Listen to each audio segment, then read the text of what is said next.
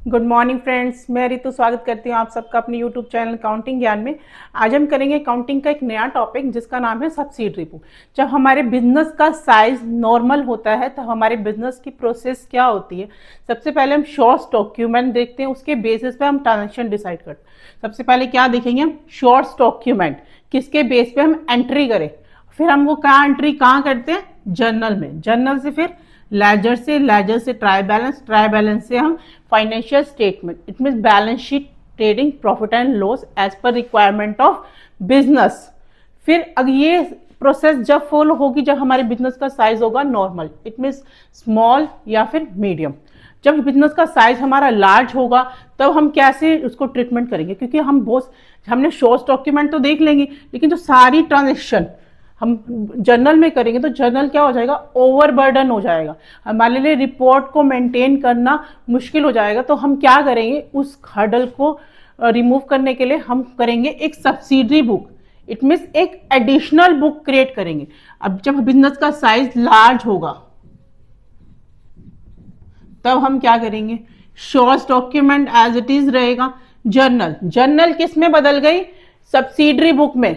Journal के हाँ चली गई सब्सिडरी बुक में, इट मीन्स एडिशनल बुक, ताकि हम अपने बर्डन को कम कर सके तो इसलिए हमने एडिशनल बुक बना दी।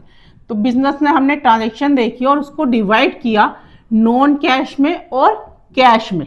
दो तरह के ट्रांजैक्शन में डिवाइड किया, नॉन कैश में और कैश में। जब हमने देखा बिजनेस में कैश जो ट्रांजैक्शन हो रही है उसको हम कहाँ रिकॉर्ड करेंगे, कैश बुक में, और जो नॉन कैश ट्रांजैक्शन है वो कहाँ रिकॉर्ड करेंगे।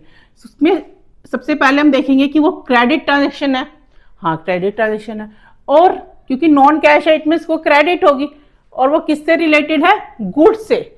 अगर वो क्रेडिट ट्रांजैक्शन है और रिलेटेड टू गुड्स है तो उसे हम कहाँ रिकॉर्ड करेंगे, यहाँ परचेज में, सेल में। अगर वो परचेज की है, सेल की है, परचेज रिटर्न की है, सेल रिटर्न की है, BR BP ये सब है तो हम उसको यहाँ रिकॉर्ड करेंगे। पर इसकी कंडीशन क्या होनी चाहिए, वो क्रेडिट होनी चाहिए और रिलेटेड टू गुड्स होने चाहिए।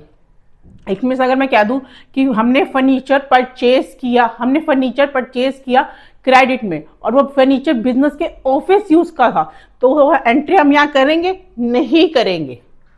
वो एंट्री हम कहाँ करेंगे, यहाँ। अब हमने यहाँ कर the non cash, non cash में हो गया, या तो अगर यहाँ जब होगी जब वो क्रेडिट होगा रिलेटेड, जो इसमें भी नहीं आई और इसमें भी नहीं आई वो कहाँ आएगी, अदर में। यहाँ पे इसको क्या बोलेंगे, जर्नल प्रॉपर। कौन कौन सी ट्रांजैक्शन आएगी, डिस्काउंट हो गया जो कैश से रिलेटेड नहीं है, क्रेडिट से भी रिलेटेड नहीं है, और डेप्रिशिएशन हो गया, बैड डेट्स हो गया, accrued income, unearned income, outstanding, prepaid, वो सब कहाँ आएंगे, अदर में, इट मीन्स जर्नल प्रॉपर में। तो हमने क्या किया, जर्नल को डिवाइड कर दिया सम एडिशनल बुक्स में, ताकि हमारे लिए रिकॉर्ड रखना और उसके बेसिस पर डिसीजन लेना इजी हो गया। हम बनाते ही क्यों है, हमारे पास क्या बेनिफिट है।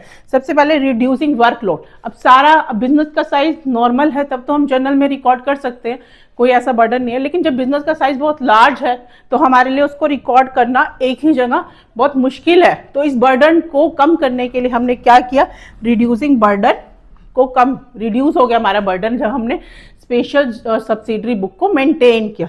नेक्स्ट है बेनिफिट ऑफ डिवीजन ओवर। हमने डिवाइड कर दिया कि नॉन कैश वाला ये है और कैश बुक ये है। जैसे हमने कैश की अगर कोई ट्रांजैक्शन किसी से पूछनी है तो हम कैश बुक वाले बंदे के पास जाएंगे कि भाई आप तू कैश के बारे में बताओ। हम जर्नल तो नहीं खोल लेंगे सारी, तो हमने डिवीजन ऑफ वर्क कर दिया, cash book, purchase book, subsidiary book, cell return book. तो हमने किसके बारे में पूछना है तो हम उसी पर्सन से पूछेंगे।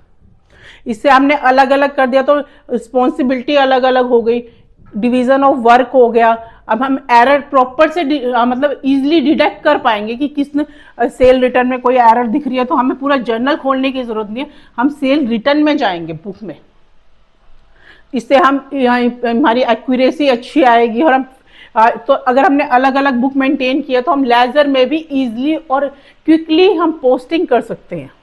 हमें ये नहीं देखना पड़ेगा ये सेल की एंट्री, अब इसको इसमें लेजर में लेके जाओ, हमें पता है सेल बुक है तो सेल की ही एंट्री होगी, तो BR BP। तो ये सब करने के बाद अगर हमारा एरर भी प्रॉपर से डिटेक्ट करते हैं, इजीली डिटेक्ट कर सकते हैं, और उसके बेस पे मैनेजमेंट इजीली डिसीजन ले सकता है, करेक्ट डिसीजन ले सकता है। क्विक डिसीजन ले सकता है इसके बेसिस पे। ये था सब्सिडरी बुक की एक स्टार्टिंग कि हम कैसे सब्सिडरी बुक बनाई जाती है, क्यों बनाई जाती है। अब हम इसके बाद हम नेक्स्ट क्लास में करेंगे उसकी purchase sale, cell return, purchase return के बारे में कि क्या होती है इस बुक के बारे में, तो पढ़ेंगे नेक्स्ट क्लास में। Thank you.